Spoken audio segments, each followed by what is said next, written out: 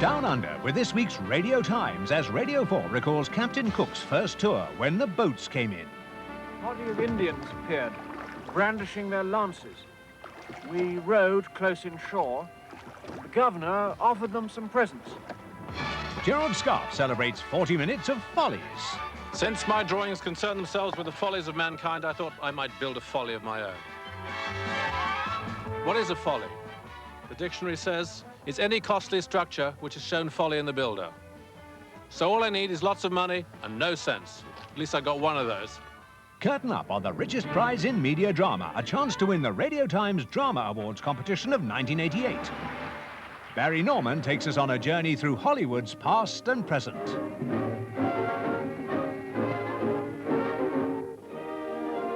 This is the story of talking pictures, or, if you like, a celebration of the era of sound. And Talking Pictures takes centre stage on the front cover of the new Radio Times. Well, now on BBC1, Anne Robinson campaigns on your behalf as she airs your points of view.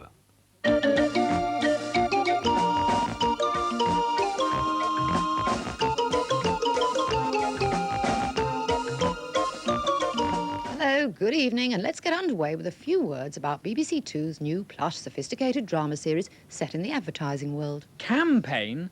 Pain, more like. Thanks, Rupert Harvey of Ashford.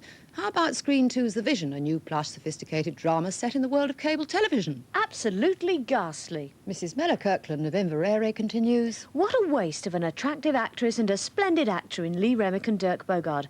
I wonder if anyone found it entertaining. Yes, I did, and so did Paul Grange of Sleaford. I hope I'm one of many who will write to thank the BBC for The Vision. I could have hoped that James Mariner... He being the ageing has-been television star played by Dirk Bogarde. I could have hoped that James Mariner's relationship with his wife, daughter, mistress and Grace Gardner... She being the evil American boss of an allegedly religious cable television company played by Lee Remick. ...would comprise more of the substance of the film than the sinister aspirations of the People Channel. And I think the suicide of my mistress under the circumstances would have provoked me into an altogether more physical encounter with Miss Gardner, rather than merely attacking the scenery. But any production which lures Mr. Bogarde back to the screen is much to be applauded. Indeed, much the same way as any wildlife programme is bound these days to have at least one letter like this. I refer to last night's documentary, Who Really Killed Cock Robin? Why do producers of natural history programmes feel obliged to trivialise otherwise serious subjects? Is the disclosure that the average robin's life contains copious sex and violence supposed to titillate and encourage us to view? Wildlife on One is in a different class from any episode of Dallas. But so far we've had The Sex Life of Flowers and The Sexy Violent Robin. Heaven knows what spicy blue titbits the BBC is planning next. Yours sincerely, Stephen Webb. Well, there's Georgie Porgy, the fast-escaping Budgie, who never needs to phone directory inquiries. We were very amused to read about Georgie the Budgie who flew off and the events that followed, and were very disappointed not to have seen this on TV. Yours faithfully, Mrs. J. Aves. Thank you, Mrs. Aves, and for Stephen Webb, because Georgie doesn't mention sex once. Here's what happened when an intrepid news team went to interview the runaway Budgie, who apparently says his own phone number. Despite our very best efforts today, Georgie wasn't about to repeat the number for our benefit. After all, you don't go around telling any old Tom, Dick and Harry your home phone number. In fact, as our man with the microphone moved in to try to tease out a short quote, he got quite an earful. What do you think you're doing? What do you think you're doing? And while we're on about Great Escapes... Dear Anne, during one of your recent programmes, you read out a letter by somebody griping that the marvellous film The Great Escape was screened over Christmas. I'm bewildered by this viewer's complaint. I personally have watched and enjoyed this picture on each of the 90 occasions you've shown it, and am confident that my excitement will not wane should you increase the regularity to fortnightly this year. In the event that you're not showing Liverpool or Steve Davis every Sunday afternoon in March, perhaps you could squeeze it in again prior to Antiques Roadshow, which I always anticipate with ill-suppressed emotion. Yours sincerely, C.K. Hewitt, an important person in the city. Well, he's not got his tongue in his cheek. Now, no programme is complete without a mention of Cagney and... Bergerac. What? Cagney and Bergerac. Think of it. In two continents, hearts would flutter, baddies would cringe. But Susan back on Jersey would go potty, Mrs. Clark Windle of Stanlake. Yes, but two great cops, dedicated, intelligent, good-looking, fabulous legs. Remember that wonderful all-too-brief glimpse of Jim's adorables under his tuxedo jacket? Please, please, Mrs. C.W., this isn't Wildlife on One. And Christine's? Christine's what? Just witness her as the prostitute in pink a few weeks ago. They share so much too. Saturday nights for one, and a history of drinking problems. They could keep each other on the wagon and roll in the hay. Yes, but how about Susan, the sobbing estate agent with the jackets 4 sizes too big? It's about time Jim dropped that two-timing twit, and God knows Christine deserves a really good man. Yours in connubial exultation. OK, but not at 8 o'clock on a Wednesday, because it's bound to overrun.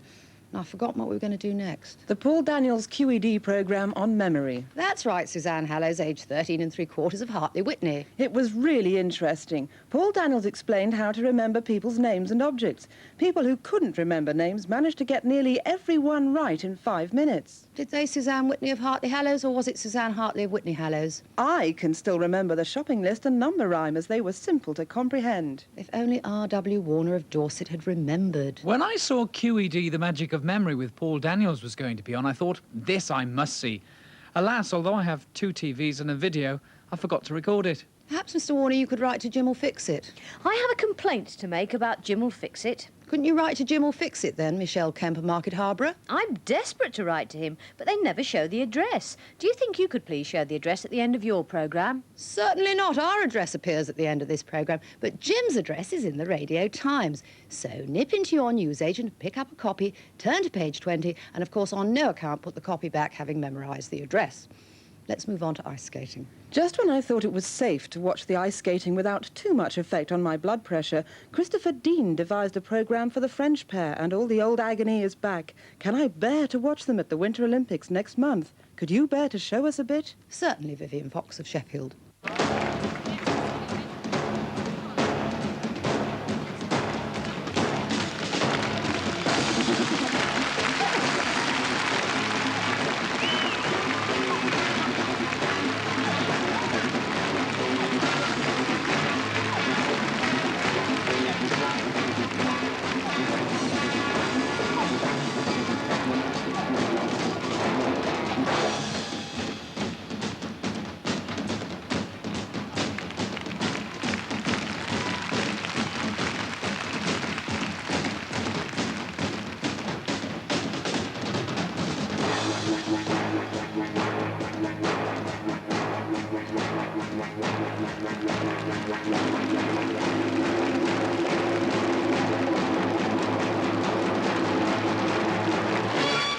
Sort of heavy metal on ice. A brother and sister team called Duchesnay, who come from Canada, but for some reason skate for France. Still on ice and snow. What a disappointment weather to ski was. I was expecting to see Bill Giles standing in front of a map of Europe with cold fronts sweeping in from the Atlantic and the Alps dotted with those familiar snow, sun, or if he really must, rain symbols. And what did you see, David Walmsley of Wokingham? What we saw was an advert for the snow reports on CFAX, flashed across the screen too fast to read, and, of course, never showing the resort you're interested in. Well, what exactly do you want, Mr. W? Let's have a proper forecast for each area. Is it going to snow? Is it going to be sunny? Is there going to be a hurricane? I get the idea. Most important, what are the temperatures going to be and at what levels? Then we can decide whether to ski in a low Austrian resort or have to go somewhere higher up. Mind you, maps are pretty tricky for some people. I am neither good in geography nor in map reading. Whenever your weathermen show the map of our country and start making forecasts about the temperature, weather currents, etc., the first thing I wonder is, where is the exact location of good old London?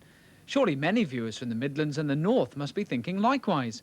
Wouldn't it be a help to all viewers if London, Birmingham, Manchester, Leicester, Cardiff, Edinburgh and Glasgow were marked? With regards, K.L. Sarment. Who doesn't need to go skiing because he lives at Swiss Cottage.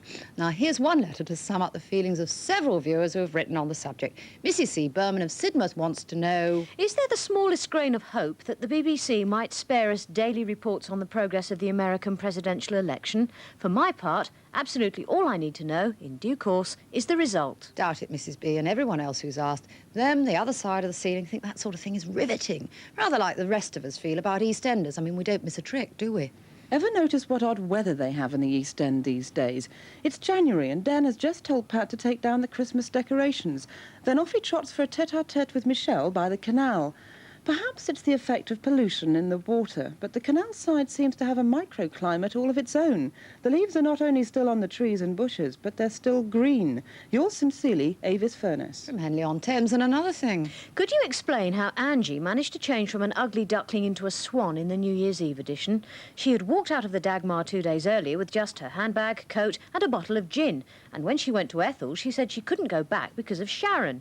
Yet 5 minutes later, she was changing into a magnificent blue party dress. Yours sincerely, Sarah O'Brien. That's show business, Sarah. Oh, and by the way, Ethel isn't leaving the series, only living out of the square. And talking of New Year's Eve, Sheila Rogers of Eastcote wasn't in good shape at all. I was stuck at home with a rotten cold, feeling very sorry for myself, when my day was suddenly illuminated by one of the best programmes of the Christmas period. The Great Escape? Paddington Goes to the Movies, where our friend from darkest Peru did a magnificent interpretation of Gene Kelly's Singing in the Rain routine, step for step.